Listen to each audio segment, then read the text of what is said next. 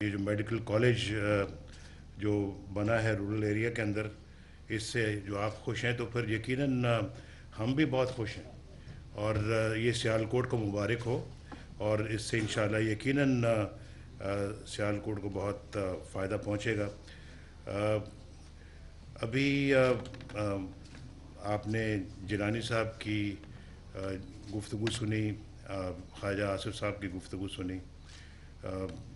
ख्वाजा आसिफ साहब ने काफ़ी जो है ना वो मुकाबला और मुआजना किया है सियालकोट का दूसरों के साथ, ख़ास तौर पे टेक्सटाइल इंडस्ट्री के साथ।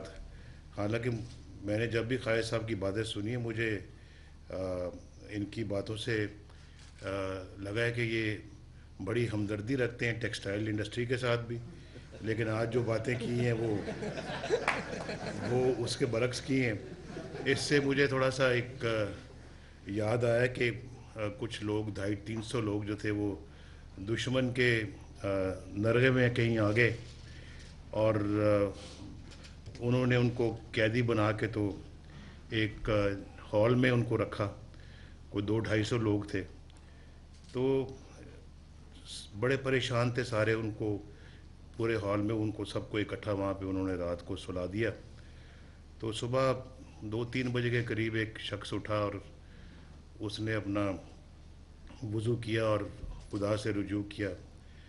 तो कहने लगा, या रब्बुल आलमीन, तू देख ये सब लोग सोए हुए हैं और इनको किसी को कोई ख्याल नहीं है कि तेरी तरफ रजू करें, और बिल्कुल जो है वो ये इस मामले से गाफिल हैं।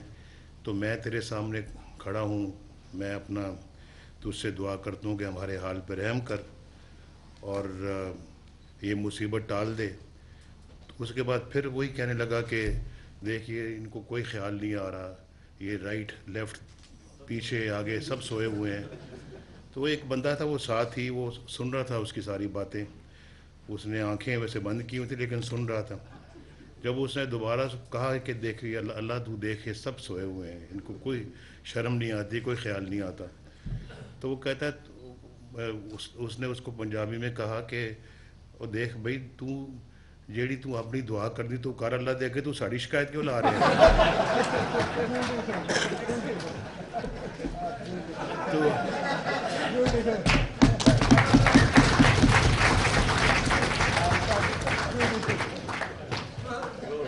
तो तो ये अपना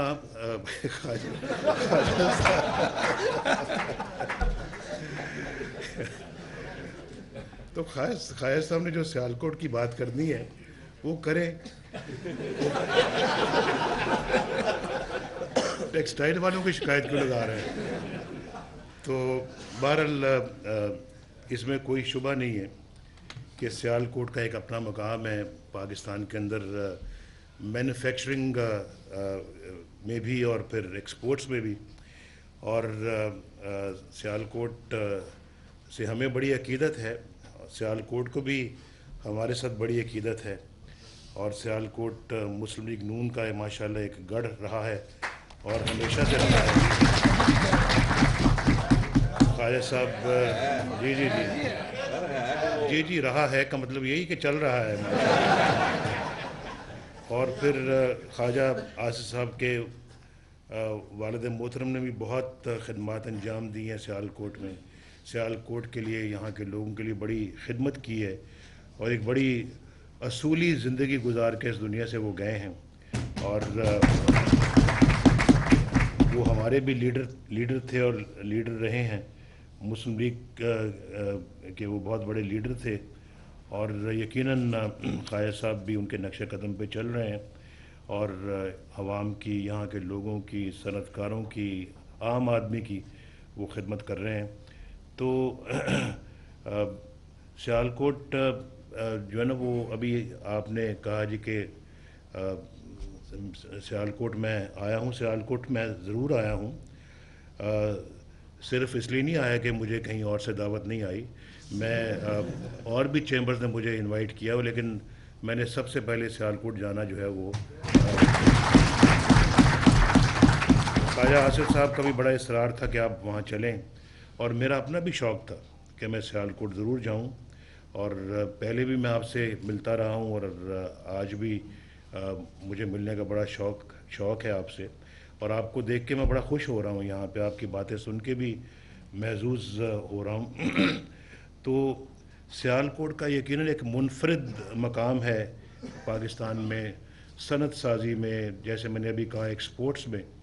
तो और मैं ख़ालिद साहब की इस बात से इत्तफ़ाक़ करता हूँ कि सियालकोट में इन्वेस्ट करना चाहिए, क्योंकि इस इन्वेस्टमेंट पे जो रिटर्न्स आएंगी वो उससे पाकिस्तान बहुत फ़ायदा उठाएगा।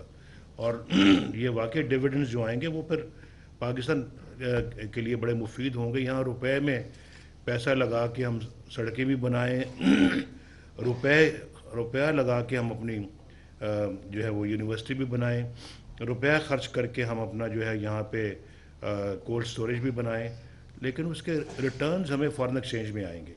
और उसका मैं समझता हूँ कि पाकिस्तान को फ़ायदा ही फ़ायदा है।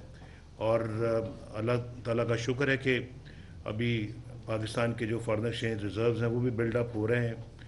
हम मुश्किलात से अल्लाह के फजल से बाहर निकल रहे हैं, और इकॉनमी माशाल्लाह टर्न अराउंड हो रही है, और जो इकनॉमिक इंडिकेटर्स हैं वो माशाल्लाह बहुत बेहतर हो रहे हैं। तो ये अल्लाह ताला का बड़ा करम है, और हमारी कोशिश ही है कि पाकिस्तान के अंदर से हम जो है वो बिजली की किल्लत का ख़ात्मा करें। और बिजली की किल्लत यकीनन बहुत इफ़ेक्ट कर रही है, एडवर्सली इफ़ेक्ट करती है बिज़नेस कम्युनिटी को, ताजरों को। और लेकिन ये मसला ना हमने पैदा किया है, और ना ये ऐसा मसला है जो एक दिन में फ़िक्स हो सकता है। आप बड़ी अच्छी तरह जानते हैं 1999 तक हमारी हुकूमत थी, जिसको कानूनी तौर पे, गैर आइनी तौर पे ख़त्म किया गया। लेकिन 99 से लेके आज 2013 समझे कि जब हम आए हैं, क्या मुल्क का किसी ने संवारा था? यानी होना तो ये चाहिए था कि अगर 1999 में बिजली वाफर थी पाकिस्तान के अंदर, इंडस्ट्री को भी मिलती थी, घरेलू सार्फिन को भी मिलती थी, और हम मुल्क से बाहर एक्सपोर्ट करने की पोजीशन में थे, तो उससे आज 2013 में, अब 15 में की मैं आज इसलिए नहीं बात कर रहा कि हमें आए हुए भी कुछ 1.25 साल हो चुके हैं, तो 2013 जून में हम आए हैं। तो उस वक्त तक तो सूरत हाल पहले से और बेहतर होनी चाहिए थी। मुल्क आगे की तरफ बढ़ते हैं, पीछे की तरफ नहीं जाते। एक ज़माना था, ये सब लोग जानते हैं कि साउथ कोरिया पाकिस्तान बिल्कुल ऐसे थे जैसे साउथ कोरिया एक बैकवर्ड कंट्री है और पाकिस्तान एक डेवलप्ड कंट्री नज़र आता था उसके मुकाबले में। लेकिन आज साउथ कोरिया की देखें इकॉनमी को, और पाकिस्तान की इकॉनमी को देखें। कभी ये भी हमें जायज़ा लिया हमने कि क्या वजह है हम आगे नहीं बढ़ सके और हम पीछे चले गए हैं, तनज़्ज़ुली का शिकार हुए हैं, यानी तरक्की नहीं हो सकी। इन चीज़ों का ज़रूर जायज़ा लेना चाहिए। और फिर ये जो अपना आवाम को नित नए आके अपना जो है वो बातें बताते हैं कि ये सियासतदानों ने कुछ नहीं किया, फ़लाँ ने अपना दौर में कुछ नहीं हुआ, सियासी दौर में कुछ नहीं होता। तो जब कोई डिक्टेटर आया तो उसने अपने दौर में क्या किया? कोई मिलिट्री जो है मार्शल एडमिनिस्ट्रेटर, उसने क्या किया? उन्होंने पाकिस्तान के लिए कोई तरक्की का काम नहीं किया। कहाँ है मुशर्रफ का 7 पॉइंट एजेंडा जिसका उसने आके ऐलान किया था? वो पाकिस्तान को भी आप कभी सोचें, याद करें, जहाँ जिस ज़माने में पाकिस्तान के अंदर मोटरवेज़ शुरू हुई, वो किसी अपना मार्शल लॉ के दौर में नहीं हुई, वो सियासी और डेमोक्रेटिक दौर में हुई। और वो भी याद करें कि जब पाकिस्तान न्यूक्लियर पावर बना, वो कोई मार्शल लॉ का दौर नहीं था, वो भी सियासी और एक डेमोक्रेटिक दौर था। खुशहाली आ रही थी, यानी कि ना बिजली की शॉर्टेज थी, ना गैस की शॉर्टेज थी, और ना मुल्क के अंदर दहशत गर्दी थी, ना पाकिस्तान के अंदर एक्सट्रीमिज़म था। आप उस दौर को भी ज़रा सोचें कि अगर वो दौर आगे चलता रहता, वो मोमेंटम आगे बढ़ता रहता, तो आज पाकिस्तान कहाँ होता? ये चीज़ें सोचने वाली हैं। और फिर आए दिन जो नित नई किस्म की जो جو پیش کرنے والے کوئی جو ہے وہ اپنا خاکہ، میں سمجھتا ہوں کہ انہوں نے سوائے دھوکے کے اور کچھ نہیں دیا اس قوم کو. اور ہم اپنا جو ہے وہ ابھی میں آیا ہوں، میں 1991 میں جب میں پرائم منسٹر تھا اور 1997 میں جب میں پرائم منسٹر بنا، اس کے مقابلے میں آج 2013 یا جو ہے وہ بہت مختلف ہے. اتنے بڑے بڑے چیلنجز ہمیں درپیش ہیں کہ ان کا تصور جو ہے اس سے بھی انسان کو خوف آتا ہے کہ اب اس معاملے میں اب جس ملک میں بجلی نہیں ہوگی، گیس نہیں ہوگی، وہ ملک ترقی کیا کرے گا؟ خدا نہ خواستہ اللہ نہ کرے کہ آج بجلی کی کوئی کمی اگر سیالکوٹ میں اللہ نہ کرے کہ ہو جائے تو کیا سیالکوٹ کی انڈسٹری چلے گی؟ ہم اپنا اگر ترقی کرنی ہے، اگر ہم نے 7% گروتھ ریٹ اچیو کرنا ہے تو اس کے لیے ہمارے پاس بجلی موجود ہونی چاہیے. ہمارے انویسٹرز کو پتہ ہونا چاہیے کہ ہم انڈسٹری لگائیں گے تو ہمیں بجلی ملے گی. اگر انویسٹر کو یہ نہیں یقین کہ بجلی کہ انڈسٹری لگے گی اور بجلی نہیں ملے گی، وہ کہاں انڈسٹری لگائے گا؟ وہ نہیں لگائے گا. وہ انتظار کرے گا اس وقت تک جب تک کہ واقعتاً بجلی جو ہے وہ نظر نہیں آتی کہ ہاں ملک میں اب پیدا ہو رہی ہے، اس وقت تک وہ نہیں رسک لے گا. اور پھر آپ دیکھیں کہ یہاں بینکوں سے سارا پیسہ حکومت لے جایا کرتی تھی. اب ہم نے اپنا بورنگ بینکوں سے کم کی ہے اور ہم نے کہا کہ یہ کم کرے تاکہ بزنس کمیونٹی کو زیادہ سپیس ملے اور وہ یہ قرضے حاصل کر سکے بینکوں سے. اور آپ دیکھیں بتدریج اللہ کے فضل و کرم سے انٹرسٹ ریٹ بھی کم ہو رہا ہے. اور پچھلے دنوں ہم نے کیا، اس سے پہلے بھی کیا اور انشاءاللہ آئندہ اور بھی کریں گے تاکہ اپنا یہ جتنا کم ہوگا یقیناً انویسٹر جو ہے نا وہ زیادہ انکلائنڈ ہوگا کہ وہ جو ہے لون لے کے اپنی انڈسٹری کو لگا سکے. تو یہ سب چیزیں الحمدللہ ہو رہی ہیں. اور پاکستان کے اندر جو ہے وہ یہ صرف میں نہیں کہہ رہا بلکہ جو انٹرنیشنل جو ادارے ہیں وہ بھی پاکستان کی اب ترقی کے بارے میں پر امید ہیں اور ان کے بیانات آتے ہیں، ان کے اپنا آرٹیکلز آتے ہیں جو آپ بھی پڑھتے ہوں گے. تو اپنے منہ سے میاں مٹھو بننا تو کوئی اچھی بات نہیں ہوتی، لیکن یقیناً اللہ کے فضل و کرم سے پاکستان کے اندر جو ہے وہ اب اکانومی بھی امپروو کرنا شروع ہوئی ہے. اور انرجی کے بارے میں تھوڑا سا تفصیل سے آپ کو بتا دوں، میں اس کا ذکر گاہے بگاہے کرتا رہتا ہوں. اور ہم نے خائے صاحب بھی بیٹھے ہوئے ہیں، ہم نے ایل این جی سے 3600 میگا واٹ بنانے کا فیصلہ کیا ہے بجلی. اور اس میں ہم اپنے اے ڈی پی سے یعنی پی ایس ڈی پی جو ہے پبلک سیکٹر ڈیولپمنٹ پروگرام سے ہم اپنے پیسے دے رہے ہیں تاکہ اس میں ہم کوئی رسک نہیں لینا چاہتے کہ ہم پرائیویٹ سیکٹر کو کہیں آپ لگائیں اور پرائیویٹ سیکٹر جو وقت پہ وہ نہ لگا سکے اور وہ بجلی نہ فراہم ہو سکے تو پھر ہمارے وعدے تو پھر دھرے کے دھرے رہ گئے. تو ہم اپنا اللہ کے فضل و کرم سے خود اپنے جیب سے یہ کارخانے لگانے کے لیے اب ہم نے فیصلہ کیا ہے اور اس پہ کام شروع ہو چکا ہے. اور مجھے پورا یقین ہے کہ انشاءاللہ 2017 تک 2000 مڈل میں فرسٹ سائیکل جو پہلا سائیکل کہتے ہیں نا، یہ سمپل سائیکل جو ہے نا وہ آ جائے گا اپریل 2017 میں. بائی دی اینڈ آف 2017 دسمبر میں ہم انشاءاللہ جو ہے نا وہ کمبائنڈ سائیکل پہ آ جائیں گے، جس کا مطلب کہ 3600 میگا واٹ یہ. اور پھر چائنا سے ہم بجلی خرید رہے ہیں 4000 میگا واٹ. تو یہ تقریباً ماشاءاللہ کوئی 7600 میگا واٹ یہ ہے. اس کے علاوہ ہم اپنا جو ہے وہ آن گوئنگ جو پروجیکٹس ہیں ہمارے ان سے ہم 7000 ہم ان سے حاصل کریں گے. تو سیفلی یہ تو بن جاتا ہے کوئی 14600 میگا واٹ، لیکن سیفلی الحمدللہ میں یہ کہہ سکتا ہوں کہ انشاءاللہ ہم by the end of 2017 will be in a position to generate 10,000 megawatts in the country, جس سے انشاءاللہ ہماری نہ صرف ضروریات بھی پوری ہو جائیں گی، لوڈ شیڈنگ کے عذاب سے انشاءاللہ ہمیں نجات ملے گی، بلکہ ہمیں وافر بجلی بھی ہوگی. میں وافر ابھی کوئی بہت کیا کہنا چاہیے، کوئی بہت کانفیڈنس کے ساتھ نہیں کہہ سکتا کیونکہ اس وقت تک بجلی کی ڈیمانڈ بھی بڑھے گی ملک کے اندر. لیکن ہمارے پاس پھر منصوبے ہیں جو کول بیسڈ انرجی آئے گی پاکستان میں، بجلی آئے گی جس کے کارخانے اب لگنے شروع ہو جائیں گے، لیکن اس میں چونکہ وقت زیادہ درکار ہوتا ہے، شاید وہ 2018 کے بعد جا کے پروڈکشن میں آئیں، تو وہ اس پیریڈ کو پورا کرنے کے لیے اس جو گیپ ہوگا اس میں ہمارے پاس یہ بجلی موجود ہوگی، جس سے انشاءاللہ نہ لوڈ شیڈنگ ہوگی اور نہ ہی اپنا شارٹیج ہوگی بجلی کی انڈسٹری کو یا گھریلو صارفین کو۔ اور ہمارا ساتھ ساتھ یہ بھی منصوبہ ہے کہ بجلی کی قیمت کو کم کیا جائے۔ مہنگی بجلی سے یقیناً نہ صنعت کار کے پردے میں آتی ہے، گھریلو صارفین بھی اس سے خوش نہیں ہوتے، تو بجلی کی قیمت کو بھی نیچے لایا جائے۔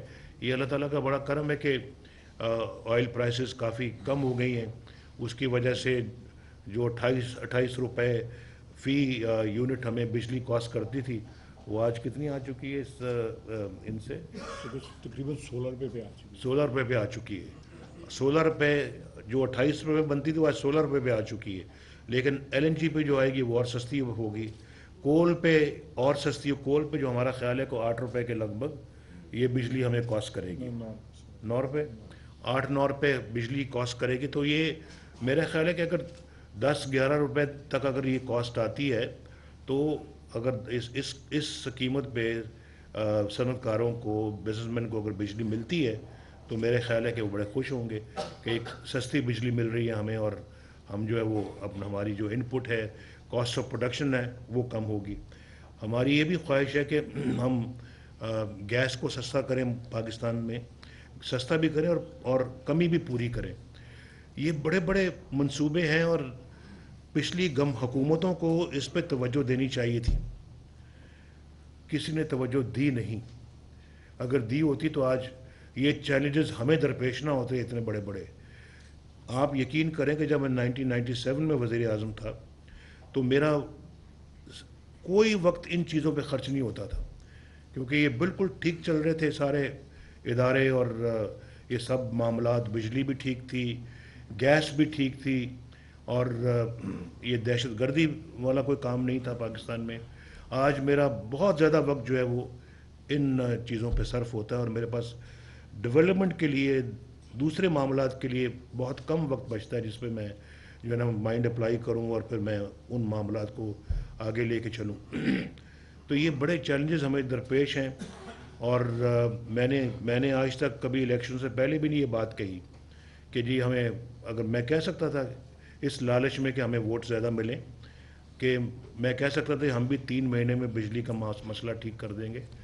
آپ نے پچھلی حکومتوں میں سنا ہے، آپ نے یہ کہا گیا برملا کہ ہم دسمبر تک ٹھیک کر دیں گے، بجلی 1 سال میں بالکل ٹھیک ہو جائے گی، بلکہ یہاں تک کہ 3-6 مہینے کی بات بھی ہوئی تھی، لیکن آپ نے کبھی آج تک میرے منہ سے ایسی بات نہیں سنی ہوگی کہ میں نے کہا ہو کہ ہم 2015 میں ٹھیک کر دیں گے یا 2016 میں ٹھیک کر دیں گے۔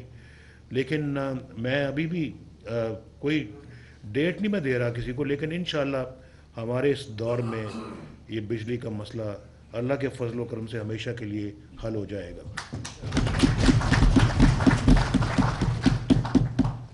یہ مسئلہ ہے، ہم نے اس چیلنج کی آنکھوں میں آنکھیں ڈال کے اس کو دیکھا، اس کو اب ٹھیک کرنے کا فیصلہ کیا، ڈٹ گئے، اس پہ لگ گئے، اور آج ہم پر امید ہیں انشاءاللہ کہ یہ مسئلہ آئندہ 2-3 سال کے اندر اندر حل ہو جائے گا، اور بتدریج امپروو بھی ہوتا رہے گا۔ یعنی کہ یہ نہیں میں کہہ رہا کہ 3 سال کے بعد ہی حل ہوگا، یہ انشاءاللہ اگلے سال اور بہتری آئے گی، اس سے اگلے سال اور بہتری آئے گی، اور پھر انشاءاللہ تیسرے سال میں انشاءاللہ اور جو مکمل بہتری آ جائے گی۔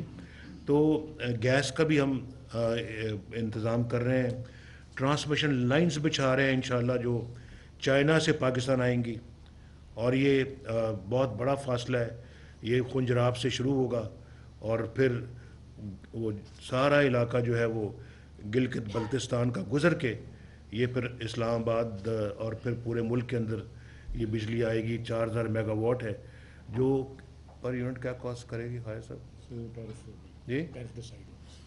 تو اس پہ بات چیت ہو رہی ہے، لیکن انشاءاللہ یہ کوئی زیادہ مہنگی بجلی نہیں ہوگی۔ اسی طرح سے جو ہے وہ ہمارا جو ہے اب ٹرانسمیشن لائنز ہماری ساؤتھ سے جو ہے نا نارتھ اور نارتھ سے ساؤتھ بنیں گی، اور پھر ہم گیس پائپ لائنز لے کریں گے انشاءاللہ گوادر سے لے کے نواب شاہ تک. باہر سے گیس آئے گی اس میں. ایران کے ساتھ جب ایران کی گیس جو ہمیں جب ملنے کے قابل ہو جائے گی تو ایران, اور پھر ہم اسی پائپ لائن کو ایران کے بارڈر تک لے کے جائیں گے. ایک طرف ایران کا بارڈر جہاں سے گیس آئے گی, ایک طرف گوادر جہاں سے دوسرے ملکوں سے گیس لے کے ایل این جی لے کے ہم اس میں لے کے آئیں گے. تو یہ بڑے منصوبے اور اس پہ کام ہو رہا ہے, اور ہم ٹائم لائنز کے ساتھ اس پہ کام کر رہے ہیں تاکہ 1.5-2 سالوں میں 2.5 سالوں تک یہ سب کام جو ہے یہ مکمل ہو جائے. ہمارا سسٹم ایسا ہے, سسٹم کے اندر خرابیاں ہیں کہ ہم بجلی اگر زیادہ بناتے ہیں تو سسٹم وہ بوجھ اٹھانے کے لیے تیار نہیں ہے, اس کو بھی ٹھیک کرنا ہے. اور یہ اربوں ڈالروں کے انویسٹمنٹس ہیں, اور پاکستان کے پاس اتنے وسائل ہیں نہیں. ہم چائنا کے ساتھ ہم نے اشتراک کیا ہے. ہم رشیا جو ہے وہ انٹرسٹڈ ہے پاکستان کے اندر پائپ لائن بچھانے میں, اور پھر ہم خود بھی جیسے میں نے کہا ایل این جی پلانٹس اپنی جیب سے لگا رہے ہیں. اور اب اپنی جیب سے جب ایل این جی پلانٹس لگائیں گے تو پھر یہ موٹر ویز اور ایکسپریس ویز کے لیے پھر پیسے نہیں بچتے. آپ نے جو ابھی مجھے کہا ہے کہ یہاں پہ ایکسپریس وے بننا چاہیے یا موٹر وے بننا چاہیے, تو یہ قائد صاحب نے مجھے پورا راستے آج جہاز میں یہی باتیں ہوتی رہی ہیں. تو پھر یہ پھر کہاں سے بنے گی؟ ذرا اس کے لیے میرا خیال ہے کہ یہ سوال ہے جو آپ کو بھی پتہ ہونا چاہیے. لیکن اس کے باوجود یہ ہمارے خالد صاحب ہیں, زاہد حامد صاحب ہیں, ہمارے دیگر ہم ایم این ایز اور ایم پی ایز یہاں پہ بیٹھے ہوئے ہیں, شمیم صاحب بھی ہیں. کہاں ہیں ظاہر شاہ صاحب؟ وہ بیٹھے ہوئے ہیں. تو جی ہمارے سبحانی صاحب بیٹھے ہوئے ہیں. میں سب کا نام میں اب جو ہے وہ کافی ماشاءاللہ بیٹھے ہوئے ہیں یہاں پہ. چودھری صاحب ہیں, وہ رانا صاحب بھی ہیں, اور یہاں پہ بٹ صاحب بھی بیٹھے ہوئے ہیں. اور تو یہ سارے اس بات کے بڑے شدید خواہش مند ہیں. اور خواہش صاحب ایک سال سے خواہش صاحب میرے پیچھے لگے ہوئے ہیں. تو میں نے کہا اچھا دیکھتے ہیں سوچتے ہیں. تو میں ابھی ان سے کہا, میں نے کہا کہ پھر کل پرسوں آپ آئیں اور میں وہاں پہ بٹھاؤں گا اپنے چیئرمین نیشنل ہائی وے اتھارٹی کے, اس کو بٹھاؤں گا. پھر وہاں پہ ہمارے جو ایف ڈبلیو کے جو جنرل افضل ہیں ان کو ساتھ بٹھاؤں گا. قائد صاحب بیٹھیں گے, اور بھی صاحب بڑے شوق سے بیٹھیں, اور ہم انشاءاللہ اس کا جو ہے نا اس کو فائنلائز کریں گے. لیکن آج میں ان ساری کنسٹرینٹس کے باوجود جو ہماری یہ دقتیں ہیں جو میں نے بھی آپ کے سامنے بتائی ہیں, اور سوچنا یہ پڑتا ہے جی پہلے بجلی کا کارخانہ لگائیں یا پھر پہلے موٹر وے بنائیں, پہلے موٹر وے بنائیں یا پہلے اپنا جو ہے وہ اکانومی کے باقی سیکٹرز کے اندر جو ہے وہ ہم انویسٹ کریں, یا وہ یہاں انویسٹ کریں, یا پھر جو ہے اپنے پرائرٹیز جو دوسری ہیں ان کو اٹینڈ کریں. لیکن اس سب کنسٹرینٹس کو میں مد نظر رکھتے ہوئے میں آپ کے خواہش صاحب بیٹھے ہیں, میں نے کہا چلیں آج میں اعلان کرتا ہوں کہ انشاءاللہ یہاں سے سیال کوٹ سے سیدھا لاہور ایکسپریس وے بنایا جائے گا.